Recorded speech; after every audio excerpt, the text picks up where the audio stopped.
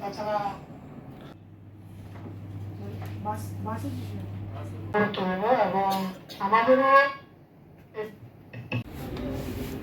আসন্ন দুর্গাপূজা উপলক্ষে আমরা বিলোনিয়া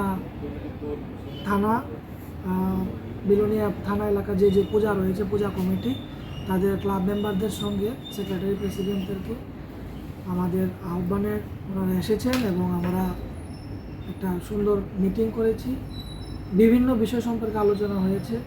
এখানে পূজার বিভিন্ন শর্তাবলী কী কী অবলম্বন করতে হবে সেটাও আলোচনা হয়েছে এবং তাদের তরফ থেকেও কিছু সাজেশন দিয়েছে। সেই সাজেশনগুলি আমরা যাতে সম্পন্ন করতে পারি এবং শান্তিপূর্ণ থাকে সেই আশাই ব্যক্ত করছি। কতটা ক্লাব অংশগ্রহণ করছে আজকে এই মিটিংয়ে? 30-35 জন হবে। 30-35।